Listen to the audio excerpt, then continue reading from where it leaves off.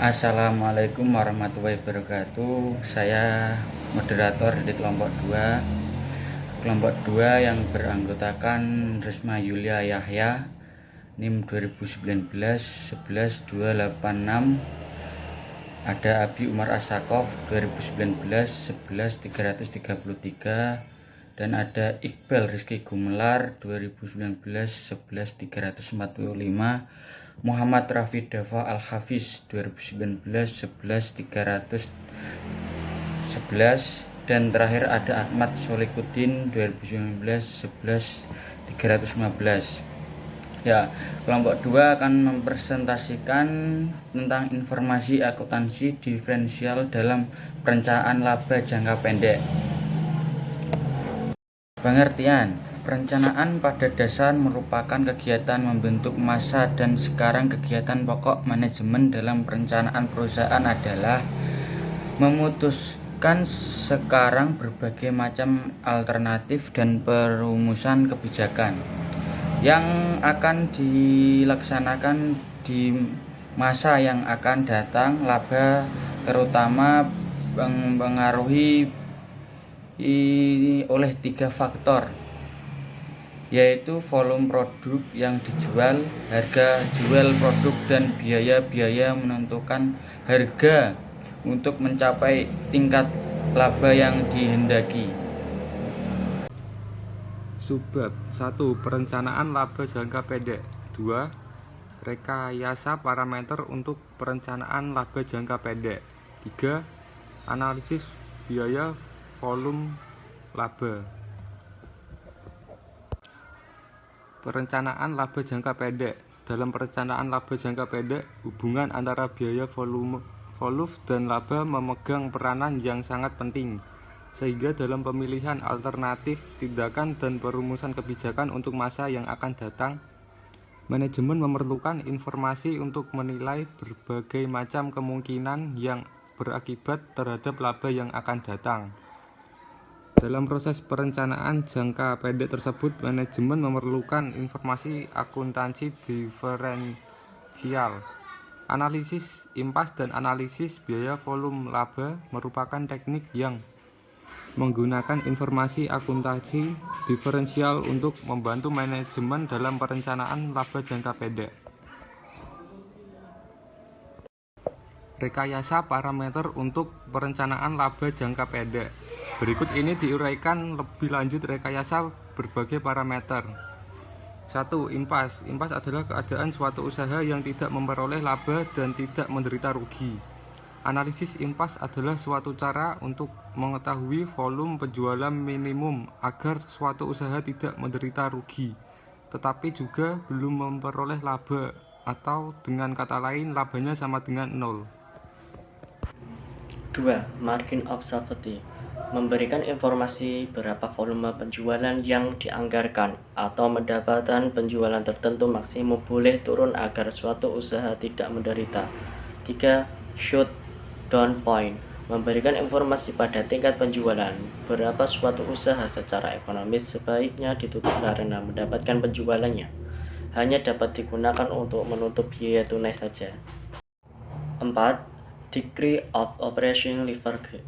Memberikan informasi berapa kali lipat persentase tertentu perubahan pendapatan penjualan mengakibatkan perubahan laba bersih. 5. Laba kontribusi per unit atau contribution margin. Memberikan informasi kemampuan suatu produk dalam pemanfaatan sumber daya yang langka untuk memberikan kontribusi dalam penutup biaya tetap dan menghasilkan laba. Kelebihan pendapatan penjualan di atas biaya variabel. Analisis biaya volume laba. Analisis impas merupakan salah satu bentuk analisis biaya volume laba, karena untuk mengetahui impas maupun margin of safety perlu dilakukan analisis terhadap hubungan antara biaya, volume, dan laba. Jika dalam analisis impas, titik berat analisis diletakkan pada penaksiran tingkat penjualan minimum yang menghasilkan laba sama dengan 0, maka dalam analisis biaya volume laba ini, titik berat analisis diletakkan pada sampai beberapa perubahan biaya volume dan harga jual berdampak terhadap laba perusahaan. Berikutnya manfaat analisis biaya volume laba. Yang pertama, untuk mengetahui jumlah penjualan minimal yang harus dipertahankan agar perusahaan tidak mengalami kerugian. Kedua, mengetahui jumlah penjualan yang harus dicapai untuk memperoleh tingkat keuntungan tertentu. Ketiga, mengetahui seberapa jauh berkurangnya penjualan agar perusahaan tidak mengalami kerugian. Keempat, mengetahui efek perubahan harga jual, biaya, dan volume penjualan. Kelima, menentukan bauran produk yang diperlukan untuk mencapai jumlah laba yang diinginkan. Selanjutnya, perilaku biaya. Sebagian besar keputusan manajemen memerlukan informasi biaya yang didasarkan pada perilakunya. Penggolongan biaya atas dasar perilakunya. Yang pertama, biaya variabel. Biaya yang totalnya selalu berubah secara proporsional dengan perubahan volume kegiatan, yaitu produksi atau penjualan perusahaan. Contoh, biaya bahan baku langsung, biaya tenaga kerja langsung, komisi penjualan yang didasarkan pada persentase dari hasil penjualan. Biaya variabel total mempunyai perilaku selalu berubah sesuai dengan perubahan volume produksi. Sedangkan biaya variabel per unit mempunyai perilaku yang tetap meskipun volume produksi berubah.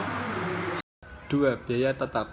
Biaya-biaya yang dalam jarak kapasitas tertentu totalnya tetap meskipun volume kegiatan perusahaan berubah-ubah. Biaya tetap secara total relatif tidak berubah pada berbagai tingkat volume produksi, sedangkan biaya tetap setiap unit akan selalu berubah pada berbagai tingkat volume produksi. 3. Biaya semi variabel, yaitu biaya-biaya yang totalnya selalu berubah tetapi tidak proporsional dengan perubahan volume kegiatan perusahaan. Berubahnya biaya ini tidak pola perilaku dan fungsi biaya. Penentuan pola perilaku biaya berkaitan dengan pemisahan biaya ke dalam unsur biaya tetap dan biaya variabel.